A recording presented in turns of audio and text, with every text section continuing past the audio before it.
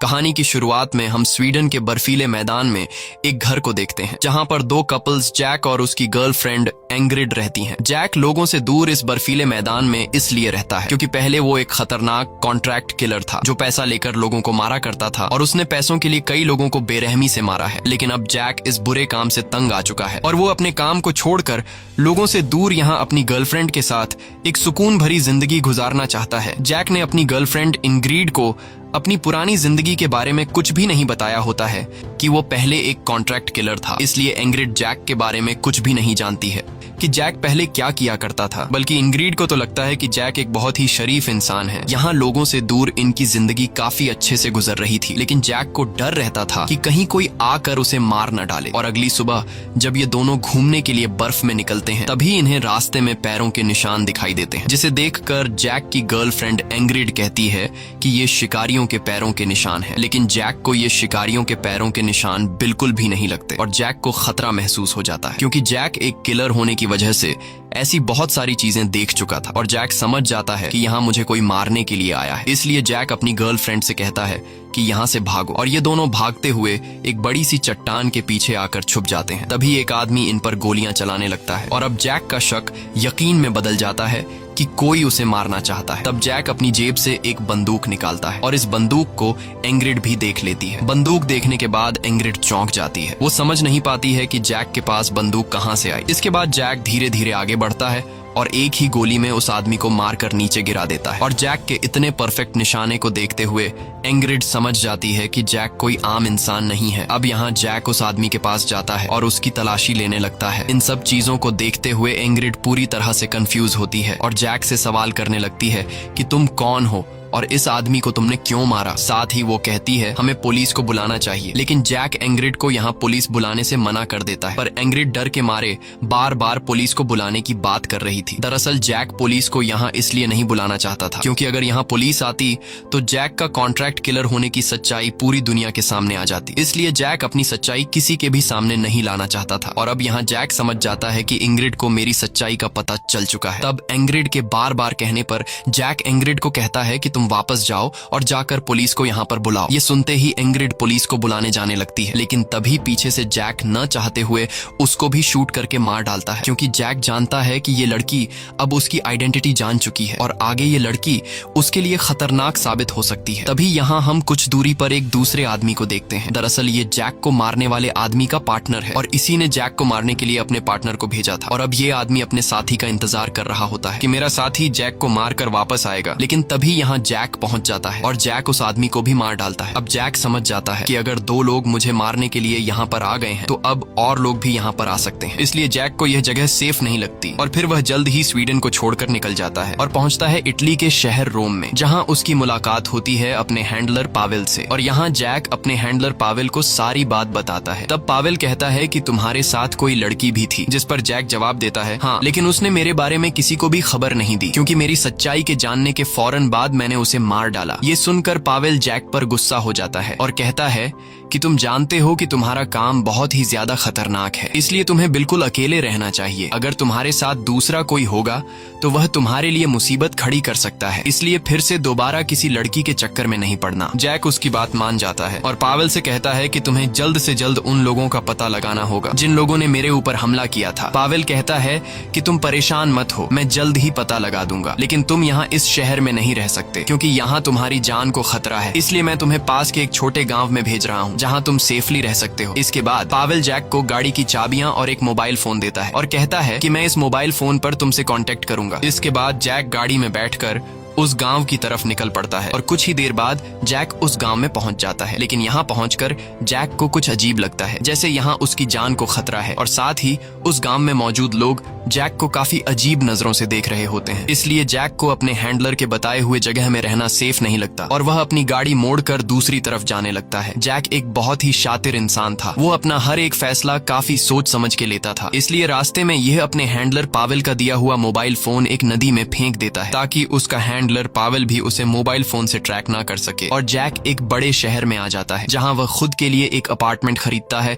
और वहीं पर रहने लगता है। यहाँ जैक खुद को सेफ फील करता है क्योंकि खुद खुद जैक के अलावा और किसी को भी इस बात की खबर नहीं थी कि जैक यहाँ रहता है। लेकिन यहाँ भी जैक काफी छुप कर रहता है और वह अपनी आइडेंटिटी किसी को भी नहीं बताता। और जब कोई जैक से उसके नाम के बारे में पूछता है तब जैक उसे अपना नाम एडवर्ड बताता है, लेकिन ज्यादातर लोग उसे अमेरिकन कह के बुलाते हैं। अब यहाँ धीरे धीरे जैक लोगों के तौर तरीके सीखने लगता है। वो हर रोज कैफे जाकर कॉफी पीता है और जब लोग जैक से उसके काम के बारे में पूछते हैं तब वह खुद को एक फोटोग्राफर बताता है। जैक ने एक कैमरा भी खरीद लिया होता है और वो दिन भर हर जगह फोटोग्राफी करता है ताकि किसी को भी उस पर शक न हो। लेकिन जैक जहाँ भी जाता है वो बहुत ही ज्यादा चौकन्ना रहता है क्योंकि वह जानता है कि उस पर कभी भी हमला हो सकता है। एक सुबह वह वेंडिंग मशीन के पास जाता है, लेकिन जब वह मशीन से कोल्ड ड्रिंक निकालने लगता है तब उसे पता चलता है कि ये मशीन खराब है। अब यहाँ जैक इस मशीन को ठीक करने की कोशिश करता है, लेकिन वह मशीन जैक से ठीक नहीं हो पाती और तभी यहाँ उसके पास एक पादरी आता है। तब जैक उसे बताता है कि ये मशीन खराब हो चुकी है। मैंने इस मशीन को ठीक करने की काफी कोशिश की, लेकिन मैं शुरू से मशीन बनाने में अनाड़ी हूँ, मुझसे मशीनें ठीक ही नहीं हो पाती। तब वह पादरी उसकी मदद करता है। यहाँ वह पादरी जैक से पूछता है कि मुझे ये तो पता है कि तुम अमेरिकन हो, लेकिन मैं ये जानना चाहता हूँ कि तुम यहाँ इटली में किस काम के लिए आए हो। तब जैक उसे बताता है कि मैं एक जर्नलिस्ट हूँ और मैं पूरे इटली की फोटोग्राफी करना चाहता हूँ। लेकिन पादरी को जैक की बातों पर यकीन नहीं होता और पादरी समझ जाता है कि जैक बहुत ही खतरनाक इंसान है। इसलिए वो पादरी जैक से कहता है कि तुम एक दिन मेरे घर पे आओ जहाँ मैं तुम्हारे लिए अच्छे से खाने का इंतजाम कर सकूं और मैं तुम्हारे बारे में और कुछ जानना चाहता हूँ क्योंकि तुम इस शहर में नए आए हो, इसलिए तुम मेरे लिए एक मेहमान हो। लेकिन जैक पादरी के घर पर जाने से साफ मना कर देता है और कहता है कि मैं किसी से भी दोस्ती नहीं करना चाहता हूँ। तब वो पादरी कहता है कि मैं एक पादरी हूँ, मैं सारी चीजें देख सकता हूँ, इसीलिए तुम मुझे मना मत करो। और अब जैक समझ जाता है कि पादरी को मुझ पर शक हो गया है, इसलिए वह पादरी से बिना बात किए चुपचाप वहाँ से चला जाता है। घर आकर जैक को कुछ भी अच्छा नहीं लगता। वो एक्सरसाइज करके अपने मन को शांत करने लगता है, लेकिन अपनी गर्लफ्रेंड को मारने की याद उसे हर वक्त खाए जा रही थी। साथ ही उसे डर था कि स्वीडन में जिन लोगों ने उस पर हमला किया था अब वो लोग यहाँ आकर भी कहीं उसे मार न दे। इसलिए जैक अपने हैंडलर पावेल को कॉल करके उसे उन लोगों के बारे में पूछता है जिन्होंने जैक पर स्वीडन में हमला किया था। लेकिन पावेल जैक को उन लोगों के बारे में बताने के बजाय वो जैक पर काफी गुस्सा होता है और कहता है कि तुम्हारी हिम्मत कैसे हुई फोन फेंकने की, मैं तुम्हें कब से कांटेक्ट करने की कोशिश कर रहा था लेकिन तुम फोन ही नहीं उठा रहे थे, इसलिए इस बार मैं तुम्हें माफ कर रहा हूँ, लेकिन अगर तुमने अगली बार कुछ भी ऐसा किया तब तुम दोबारा मुझे कभी भी कॉल मत करना। अब यहाँ पावेल जैक से कहता है कि मेरे पास तुम्हारे लिए एक काम आया है जो बहुत ही आसान है और उसमें पैसे भी काफी ज्यादा है। तब जैक कहता है कि काम क्या है, तुम मुझे पहले काम के बारे में बताओ। जिस पर पावेल जैक को बताता है कि इस बार तुम्हें किसी को मारना नहीं है बल्कि तुम्हें एक कस्टमाइज स्नाइपर गन बनाना होगा जिसकी रेंज मैक्सिमम 4 किलोमीटर हो। तब जैक इस काम के लिए मान जाता है। इसके बाद पावेल जैक से कहता है कि तुमसे एक लड़की मिलने आएगी और वह तुम्हें बाकी की सारी जानकारी दे देगी। इसके बाद जैक यहाँ से निकल जाता है और जल्द ही शाम हो जाती है। शाम को जैक को काफी बेचैनी फील हो रही थी, इसलिए जैक पादरी के घर पर जाता है। जैक को देखकर पादरी काफी खुश हो जाता है और ये दोनों मिलकर शराब पीने लगते हैं। यहाँ वह पादरी जैक को काफी परेशान देखता है, इसलिए वह पादरी जैक से कहता है कि तुम्हें अपनी पुरानी यादों को भुलाना होगा, नहीं तो तुम एक अच्छी जिंदगी नहीं जी पाओगे। लेकिन जैक के लिए ये सब काफी मुश्किल था क्योंकि हर रोज उसे अपनी गर्लफ्रेंड एंग्रिड की याद आती थी और अब जैक को खुद से घिन आने लगती है कि मैंने उस बेगुनाह लड़की को क्यों मारा। इसके बाद जैक वापस अपने घर आता है और अगले दिन वह पहुंचता है मार्केट में जहां पर उसके हैंडलर पावेल के कहने के मुताबिक जैक से एक लड़की मिलने वाली थी। इसलिए जैक चारों तरफ अपनी नजर घुमाता है पर जैक को वह लड़की कहीं पर भी दिखाई नहीं देती। लेकिन तभी उसकी नजर सामने की एक टेबल पर पड़ती है जहाँ पर एक लड़की सन ग्लासेस पहने हुए चुपचाप बैठी होती है, जिसे देखकर जैक फौरन समझ जाता है कि ये वही लड़की है। और अब जैक सीधा जाकर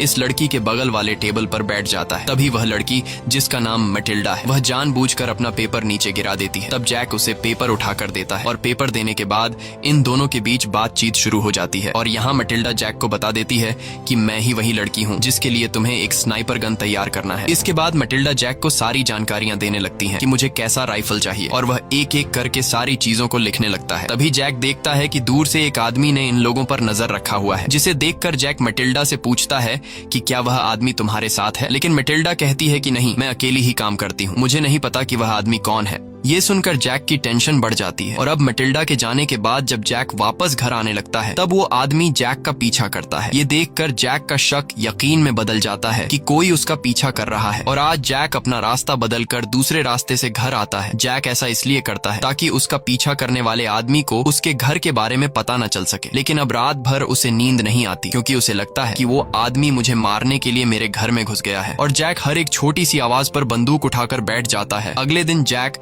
पोस्ट ऑफिस जाता है जहाँ उसका पार्सल आया होता है। जैक अपना पार्सल लेकर सीधा अपने घर चला आता है और इस पार्सल के अंदर गन के पार्ट्स थे जिसे जोड़कर जैक को एक स्नाइपर राइफल बनाना था। और अब जैक अपने काम पर लग जाता है। वो एक एक करके उन सभी पार्ट्स को जोड़ने लगता है। जैक एक किलर होने के साथ साथ एक बहुत ही अच्छा वेपन कारीगर भी है, लेकिन जितनी चीजें उसके पास थीं, उससे वह आधी ही बंदूक बना पाता है और बाकी बंदूक बनाने के लिए उसे और सामान की जरूरत है जिन्हें वो ढूंढना शुरू कर देता है। इसी बीच जैक एक क्लब में जाता है जहाँ पर ढेर सारी लड़कियां थीं, लेकिन इन सभी लड़कियों में जैक क्लारा नाम की एक लड़की को चुनता है और उसके साथ इंटीमेट हो जाता है। अब जैक जब वापस आ रहा होता है तभी वो रास्ते में देखता है कि पादरी की गाड़ी खराब हो गई है। तब वो अपनी गाड़ी से उतरकर पादरी के गाड़ी के पास आता है और बड़ी ही आसानी से पादरी के गाड़ी को ठीक कर देता है। तब पादरी जैक से काफी खुश हो जाता है और जैक को कहता है कि आज रात का खाना तुम मेरे साथ खाओगे, मैं तुम्हारा इंतजार करूंगा। और फिर रात को जैक भी पादरी के घर पर पहुंच जाता है क्योंकि अकेले रहते हुए जैक की दिमागी हालत खराब होने लगी थी और पादरी से बात करते हुए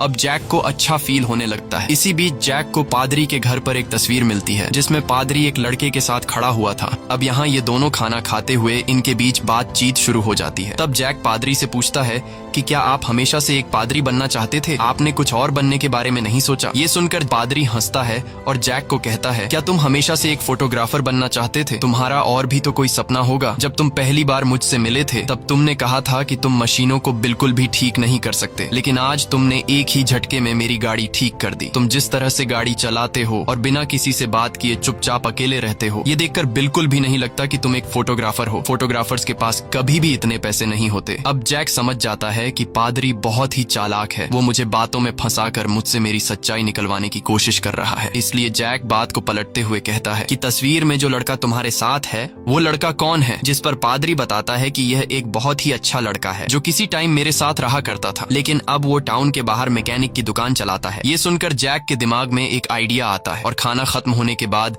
जैक गाड़ी में बैठकर निकल पड़ता है। रास्ते में जैक खुद ही अपनी गाड़ी को खराब करके पादरी ने जो लड़का बताया था उसके पास चला जाता है। दरअसल जैक ने जो बंदूक बनाई थी वो अभी पूरा नहीं हुआ था क्योंकि उसमें कुछ पार्ट्स की कमी थी, इसलिए जैक को बंदूक के लिए जो पार्ट्स चाहिए थे वो इस लड़के के गैराज में मिल सकते थे। लेकिन यहाँ वो लड़का कहता है कि मैं फॉरेनर्स की गाड़ियों को ठीक नहीं करता। तब जैक उसे बताता है कि मैं पादरी का दोस्त हूँ और इस बात को सुनते ही वो लड़का जैक की मदद करने को तैयार हो जाता है। लेकिन यहाँ जैक उस लड़के से झूठ कहता है कि तुम्हें परेशान होने की जरूरत नहीं है, मैं खुद एक मैकेनिक हूँ और मैं खुद अपनी गाड़ी को ठीक कर सकता हूँ। बस मुझे तुम्हारे पास यहाँ खड़ी पुरानी गाड़ियों में से कुछ पार्ट्स निकालकर अपनी गाड़ी में लगाने होंगे जिसके मैं तुम्हें पैसे दे दूंगा। लेकिन वो लड़का पैसे लेने से इनकार कर देता है और जैक की बात को मान जाता है, जिसके बाद जैक चुपचाप अपने काम पर लग जाता है और पुरानी गाड़ियों में से कुछ पार्ट्स निकाल लेता है। अब जैक जैसे ही जाने वाला होता है तभी उसे सामने लगा एक फोटो नजर आता है जिसमें पादरी और वो लड़का काफी करीब थे। ये देखकर जैक समझ जाता है कि ये लड़का पादरी का बेटा है, लेकिन जैक इस बारे में उस लड़के से कुछ भी नहीं कहता और सीधा अपने घर चला आता है। घर आकर जैक अपने काम पर लग जाता है। दरअसल जैक को अपनी बंदूक के लिए एक साइलेंसर बनाना है, इसलिए वह पूरी रात काम करता है और रात भर काम करते हुए जैसे ही सुबह होती है वो एक कंप्लीट राइफल को तैयार कर देता है। लेकिन अब उसे राइफल को टेस्ट करना है, इसीलिए वो जंगल के एक खाली हिस्से में चला जाता है और वहाँ जाकर वो राइफल की टेस्टिंग शुरू कर देता है। राइफल से कई गोलियां चलाने के बाद उसे राइफल में कोई भी खराबी नहीं दिखाई देती। ये देखकर जैक बहुत खुश होता है और अब वो अपना काम पूरा करने की खुशी में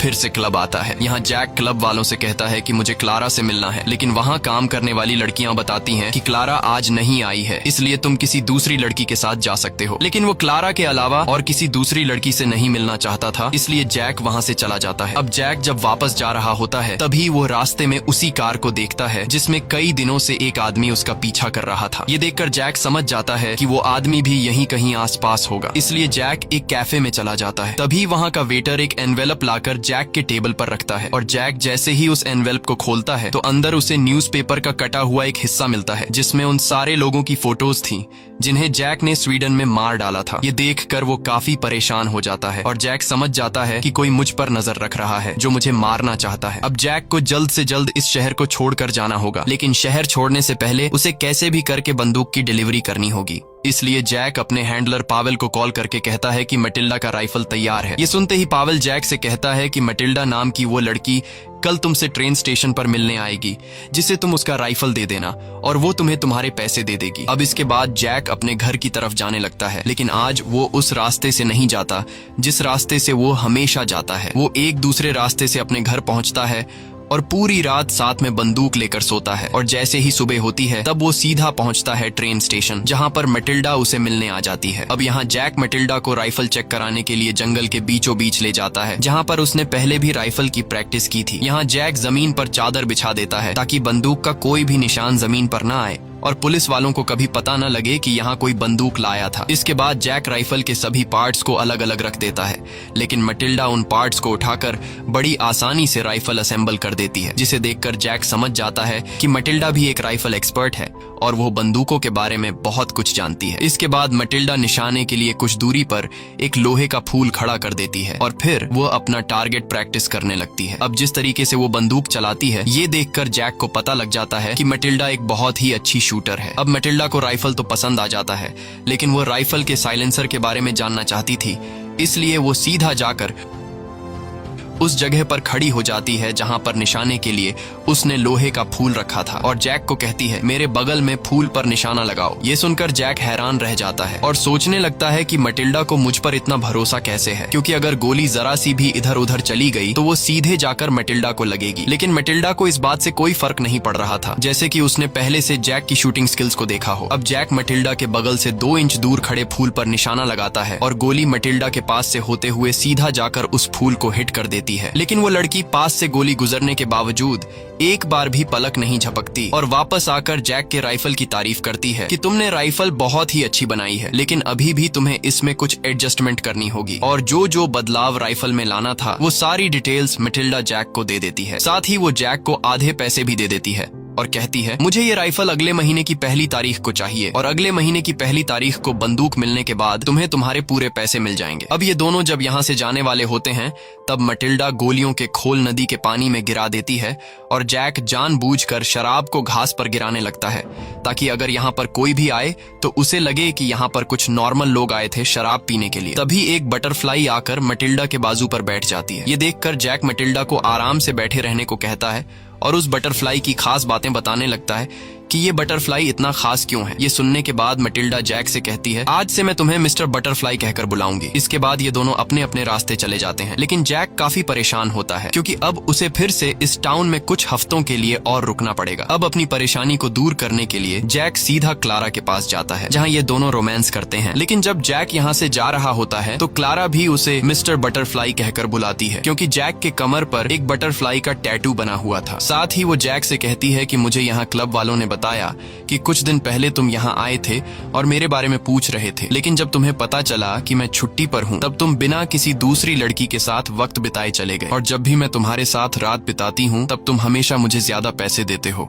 इसलिए मैं जानना चाहती हूँ कि तुम ऐसा क्यों करते हो। तब जैक उसे कहता है मुझे स्पेशल फील करवाने की जरूरत नहीं है, तुम जैसा बाकी कस्टमर्स के साथ करती हो मेरे साथ ऐसा कुछ भी करने की जरूरत नहीं है, जैसी तुम हो वैसी ही रहो। ये सब कहकर जैक वहाँ से निकल जाता है और घर आकर बंदूक के काम पर लग जाता है। जैक उस डिजाइन से बंदूक तैयार करने लगता है जिस तरह से मैटिल्डा ने उसे कहा था। एक दिन जब जैक मार्केट जाता है तो वहाँ उसकी मुलाकात क्लारा से होती है जो अपनी एक दोस्त के साथ बाहर घूमने आई थी। अब यहाँ इन दोनों के बीच काफी बातें होती हैं और इनकी बातों से हमें लगता है कि ये दोनों एक दूसरे को पसंद करने लगे हैं। यहाँ जैक कहता है कि मैं संडे को फ्री हूँ और अगर तुम चाहो तो हम दोनों कैफे में मिल सकते हैं, जिस पर क्लारा मान जाती है और वो अपने दोस्त के साथ वहाँ से निकल जाती है। और जैक टेबल पर बैठकर जब कॉफी पी रहा होता है तभी वो अखबार में खबर पढ़ता है कि इस शहर में कोई वहशियाओं को बड़ी बेरहमी से मार रहा है। ये खबर देखकर जैक को क्लारा की फिक्र होने लगती है। अब जैक जब घर वापस आ रहा होता है तभी रास्ते में वो उस आदमी को देख लेता है जो कई दिनों से उसका पीछा कर रहा था। उस आदमी को देखकर जैक जल्दी से एक जगह में छिप जाता है और वहाँ पर अपने जूते निकालकर ऊपर छिपा लेता है। अब जैसे ही वो आदमी जैक को ढूंढते हुए आगे निकलता है तब जैक हल्के कदमों से उसका पीछा करने लगता है और अपना बंदूक निकाल लेता है। जैक अपने जूते इसलिए निकालता है ताकि आगे उस आदमी को मेरे कदमों की आवाज न सुनाई दे। अब जैक जैसे ही उस आदमी को मारने वाला होता है तभी पीछे से कोई मोटरसाइकिल पर आता है जिसकी आवाज सुनकर वो आदमी अलर्ट हो जाता है और पीछे मुड़कर जैक को देख लेता है। जैक को देखते ही वो आदमी अपना बंदूक निकालकर जैक पर गोलियां चलाने लगता है, लेकिन जैक खुद को बचाते हुए पास वाली गली में छिप जाता है और उस आदमी की एक गोली उस मोटरसाइकिल वाले आदमी को लग जाती है जिससे उसकी मौत हो जाती है। ये देखकर वो आदमी भागने लगता है और अब जैक मरे हुए आदमी का मोटरसाइकिल उठाकर उसका पीछा करने लगता है, लेकिन वो आदमी अब गाड़ी में बैठकर भाग रहा होता है पर जैक भी उसका पीछा नहीं छोड़ता और भागते भागते जब ये दोनों शहर से बाहर आते हैं तब जैक अपनी बंदूक से गोलियां चलाकर उस आदमी की गाड़ी के टायर पंक्चर कर देता है, जिससे उस आदमी की गाड़ी अनबैलेंस होकर सामने की दीवार से टकरा जाती है और वो आदमी बुरी तरह से घायल हो जाता है। इसके बाद जैक उसके पास आता है और उसका गला दबाकर उसे मार डालता है। जैक ने उस आदमी को मार तो दिया था, लेकिन अब वो डरने लगा था कि अगर इस आदमी को मेरे लोकेशन का पता चल चुका है तो अब और लोग भी यहाँ आने वाले होंगे। इसलिए जैक सीधा अपने हैंडलर पावेल को कॉल करता है। जैक पावेल को सारी बातें बताकर पूछने लगता है कि आखिर यहाँ पर क्या हो रहा है।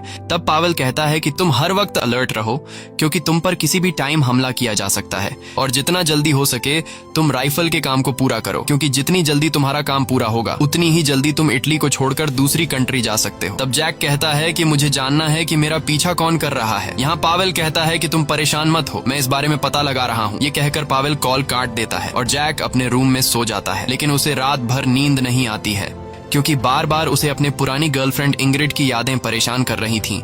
और अब जैक को अपनी गलती का एहसास होता है कि मुझे इंग्रिड को नहीं मारना चाहिए था, क्योंकि उसकी कोई भी गलती नहीं थी। अब नींद न आने की वजह से वह घर से बाहर निकलकर पैदल चलने लगता है और चलते चलते सीधा वो पहुंचता है पादरी के घर में। तब पादरी जैक से सवाल करने लगता है कि इतनी रात को तुम्हें नींद क्यों नहीं आ रही। इस बात का जैक के पास कोई भी जवाब नहीं होता और अब पादरी को पूरा शक हो जाता है कि कल रात के मर्डर में जैक का हाथ है। इसलिए वह जैक से कहता है कि जिस जगह तुम रहते हो कल रात वहाँ पर एक आदमी का मर्डर हुआ है। क्या तुमने तो वो मर्डर नहीं किया? और अगर तुम नहीं बताना चाहते तो कोई बात नहीं, मैंने तुमसे पहले भी कहा था कि मैं एक पादरी हूँ, मुझे हर एक चीज का पता चल जाता है। ये सुनकर जैक समझ जाता है कि पादरी को पता चल चुका है कि कल रात को मैंने उस आदमी को मारा है। इसलिए जैक पादरी से कहता है कि मुझे भी पता चल चुका है कि वो कार मैकेनिक लड़का तुम्हारा बेटा है। अगर उसका सच बाहर दुनिया के सामने आया तो तुम बर्बाद हो जाओगे, क्योंकि एक कैथलिक प्रीस्ट होने की वजह से तुम किसी से शादी नहीं कर सकते। इसलिए बेहतर ये होगा कि तुम अपना मुंह बंद रखो। इसके बाद जैक जाता है एक रेस्टोरेंट में, जहाँ पहले से क्लारा उसका इंतजार कर रही थी। तभी यहाँ ऑर्डर के लिए वेटर इनके पास आता है, जिससे क्लारा काफी अच्छे तरीके से बात करती है। और क्लारा के बातचीत के तरीके को देखते हुए जैक समझ जाता है कि वो एक अच्छी फैमिली से है, लेकिन मजबूरी होने की वजह से उसे क्लब में काम करना पड़ता है। तभी यहाँ जैक एक फूल वाले को अपने पास बुलाता है और उस फूल वाले से जैक क्लारा के लिए फूल खरीदता है। ये देखकर क्लारा जैक से काफी खुश हो जाती है। यहाँ क्लारा जैक से पूछती है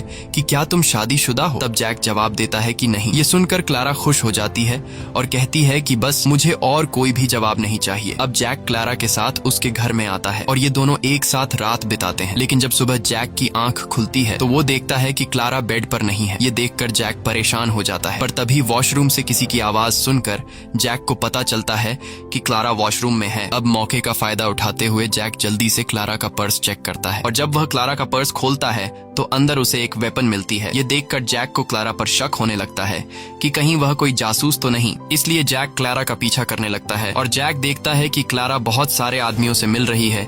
ये देखकर जैक को कंफर्म हो जाता है कि क्लारा एक जासूस है। इसलिए अब जैक को क्लारा को भी मारना पड़ेगा। और अगले ही दिन जैक क्लारा से कहता है कि क्या हम पिकनिक पर चल सकते हैं, जिसके लिए क्लारा मान जाती है। और जैक क्लारा को अपनी गाड़ी में बिठाकर जंगल के बीचों बीच नदी वाले हिस्से में ले आता है। यहाँ क्लारा जब नदी को देखती है तो वह अपने कपड़े उतारकर नदी के पानी में नहाने के लिए कूद जाती है। क्लारा जैक को भी साथ में नहाने के लिए बोलती है, लेकिन जैक नहाने से इनकार कर देता है। नहाने के बाद क्लारा धूप में खुद को सुखाने के लिए चादर पर लेट जाती है, लेकिन यहाँ जैक क्लारा को काफी अजीब नजरों से देख रहा होता है, जिससे क्लारा को शक होने लगता है। और तभी क्लारा अपना पर्स उठाती है जिसमें उसने बंदूक रखा था। ये देखने के बाद जैक अलर्ट हो जाता है और चुपके से अपनी बंदूक निकाल लेता है। लेकिन तभी क्लारा अपने पर्स से सन क्रीम निकालती है और जैक से कहती है कि इसे मेरी पीठ में लगा दो। ये देखकर जैक राहत की सांस लेता है और अपना बंदूक रख लेता है। लेकिन अब क्लारा जैक के हाथ में गन देख लेती है, इसलिए वह जैक से नाराज हो जाती है और गाड़ी में आकर जैक से कहती है कि मुझे पता है कि तुमने मेरे पर्स में बंदूक देख लिया है, लेकिन मैं तुम्हें बता दूं कि वह बंदूक मैंने इसलिए रखी थी क्योंकि शहर में एक कातिल घूम रहा है जो वहशियाओं को मार रहा है। इसलिए मैंने खुद की सेफ्टी के लिए उस बंदूक को अपने पर्स में रखा था। यह सुनकर जैक को पूरा यकीन हो जाता है कि क्लारा कोई जासूस नहीं है और वह सच में मुझसे प्यार करती है। तब क्लारा कहती है कि जब तुम मेरे साथ होते हो तब मुझे बहुत अच्छा लगता है, मैं चाहती हूँ कि हम ऐसे ही डेट पर जाते रहें। लेकिन जैक मना कर देता है और कहता है कि मैं जल्द ही यह शहर छोड़कर जा रहा हूँ और हो सकता है कि शायद यह हमारी आखिरी मुलाकात हो। ये सुनकर क्लारा पूरी तरह से खो जाती है और जैक को किस करती है। साथ ही वह जैक से कहती है कि मुझे अकेले छोड़कर मत जाओ। इसके बाद जैक वापस अपने घर आता है, लेकिन अब वह पूरी तरह से कंफ्यूज्ड होता है क्योंकि उसके दिमाग में बार बार क्लारा की बातें चल रही हैं। इसलिए अब जैक डिसाइड करता है कि राइफल की डिलीवरी करने के बाद वह क्लारा को भी अपने साथ ले जाएगा। इसके बाद बाद जैक अपने काम पर लग जाता है और फाइनली उस वेपन को तैयार कर लेता है। वेपन तैयार होने के बाद जैक मार्केट जाकर एक सूटकेस खरीदता है और उस सूटकेस में जैक वेपन रख देता है और वेपन के ऊपर सामान रख देता है ताकि अगर पुलिस सूटकेस को चेक करें तो उन्हें वेपन नजर ना आए। और अब सब कुछ कंप्लीट करने के बाद जैक सीधा अपने हैंडलर पावेल को कॉल करता है और उससे कहता है कि राइफल तैयार है। तब पावेल बताता है कि कल मटिल्डा तुमसे वेपन लेने आएगी और साथ में तुम्हें उस वेपन के पैसे भी दे देगी। यहाँ जैक पावेल को बताता है कि यह मेरा तुम्हारे साथ आखिरी काम है, जैसे ही ये काम खत्म होगा मैं रिटायर हो जाऊंगा। ये सुनकर पावेल जैक से कुछ नहीं कहता और बड़ी आसानी से जैक की बात मान जाता है। लेकिन अब जैक को दाल में कुछ काला दिखने लगता है और जैक को समझ नहीं आता कि पावेल मेरी रिटायरमेंट की बात को इतनी आसानी से कैसे मान गया। अगले दिन जैक सारा सामान पैक करके शहर के एक कैफे में पहुंचता है जहां पर मटिल्डा उसे मिलने आती है। यहाँ जैक मटिल्डा को वह सूटकेस दे देता है जिसमें राइफल रखी गई थी। मटिल्डा पहले सारी चीजों को देखती है और फिर जैक से कहती है कि मैं वॉशरूम से होकर आ रही हूँ और सारा सामान लेकर चली जाती है। लेकिन वॉशरूम जाने के बाद हम देखते हैं कि मटिल्डा के पास एक दूसरा बंदूक है जिसे वह लोड करती है। यहाँ हमें पता चलता है कि मटिल्डा जैक के हैंडलर पावेल के लिए काम करती है, जो अब पावेल के ऑर्डर पर जैक को मारना चाहती है क्योंकि पावेल की नजर में अब जैक बूढ़ा हो चुका था जो कि अब किसी भी काम का नहीं रहा और जैक ने पावेल के लिए कई सारे लोगों को मारा था। इसीलिए पावेल को लग रहा था कि अगर जैक को जिंदा छोड़ा गया तो आगे जाकर जैक उसके लिए खतरा बन सकता है। यही वजह है कि पावेल जैक को मारना चाहता है। तभी दूसरी तरफ जैक देखता है कि कैफे से सारे लोग चले गए हैं और पूरा कैफे खाली हो गया है। ये देखकर जैक को शक होने लगता है और जैक भी अपना बंदूक तैयार करके बाहर आ जाता है। इसी बीच मटिल्डा भी वापस आ जाती है और जैक को राइफल बनाने के पूरे पैसे दे देती है। अब यहाँ मटिल्डा जैसे ही बंदूक निकालकर जैक को मारने वाली होती है तभी वहां पर स्कूल के बच्चों की गाड़ी आ जाती है। अब इतने सारे लोगों के बीच मटिल्डा जैक को नहीं मार पाती और गाड़ी में बैठकर वहां से जाने लगती है। इसके बाद जैक भी अपनी गाड़ी स्टार्ट करके क्लारा से मिलने जाता है। लेकिन इसी बीच हम देखते हैं कि मटिल्डा जैक की गाड़ी का पीछा कर रही है और तभी मटिल्डा के पास पावेल का कॉल आता है और पावेल पूछता है कि क्या तुमने जैक को मार दिया। लेकिन मटिल्डा ना में जवाब देती है और कहती है कि बॉस तुम परेशान मत हो, मैं जल्द ही जैक को मार दूंगी। कुछ देर बाद जैक शहर के बीचों बीच पहुंच जाता है जहां पर ढेर सारे लोग होते हैं और यहाँ मटिल्डा भी जैक का पीछा करते हुए शहर में आ जाती है। वो एक घर के अंदर दाखिल होती है और उस घर के मालिक को मारकर छत पर चली जाती है ताकि छत से वो जैक पर निशाना लगा सके। तभी जैक जाकर मिलता है क्लारा से और कहता है कि क्या तुम मेरे साथ भागने के लिए तैयार हो, मैं आज ही इस कंट्री को छोड़ने वाला हूँ। ये सुनकर क्लारा काफी खुश हो जाती है और जैक के साथ जाने को तैयार हो जाती है। इसके बाद ये दोनों एक दूसरे को गले लगाते हैं लेकिन उन्हें पता नहीं था कि ये दोनों मटिल्डा के निशाने पर है। तभी यहाँ जैक का हैंडलर पावेल भी आ जाता है और मटिल्डा ऊपर छत से सीधा जैक पर निशाना टारगेट कर देती है। लेकिन वो जैसे ही ट्रिगर दबाती है तो गोली जैक को लगने के बजाय राइफल बैकफायर कर देता है और मटिल्डा की खोपड़ी फोड़ देता है जिससे वो छत से नीचे गिर जाती है। यहाँ जैक भी गोली की आवाज सुनकर मटिल्डा को देख लेता है कि वो मर चुकी है और अब हमें पता चलता है कि जैक कोई कच्चा खिलाड़ी नहीं बल्कि उसे पहले से पता चल गया था कि मटिल्डा उसे मारना चाहती है, इसलिए जैक ने राइफल की सेटिंग उल्टी कर दी थी। यहाँ जैक क्लारा को पैसे देकर कहता है कि मैं किसी काम से जा रहा हूँ, तुम सीधा जंगल के उस जगह पर पहुंचो जहाँ पर हम मिलते थे, मैं जल्द ही वहाँ पहुंच जाऊंगा। इसके बाद जैक भागता हुआ मटिल्डा के पास पहुंचता है और उससे पूछता है कि तुम्हें किसने बोला था मुझे मारने के लिए। तो मरने से पहले मटिल्डा कहती है कि तुम्हें मारने के लिए मुझे पावेल ने कहा था। अब इससे पहले कि जैक यहाँ से निकलता तभी वहाँ पर वो पादरी आ जाता है और जैक पादरी पर बंदूक तान देता है। लेकिन जैक अब किसी बेगुनाह को नहीं मारना चाहता था क्योंकि वो पहले भी अपनी गर्लफ्रेंड इंग्रिड को मारकर गलती कर चुका था, इसलिए जैक वहाँ से जाने लगता है और जैसे ही वो शहर की गलियों में पहुंचता है तभी वहाँ पर पावेल भी आ जाता है। लेकिन अब इससे पहले कि पावेल जैक को मार पाता तभी जैक सीधा पावेल को माथे पर शूट कर देता है जिससे पावेल की मौत हो जाती है। अब जैक पूरी तरह से आजाद था क्योंकि उसने अपने सभी दुश्मनों को खत्म कर दिया है।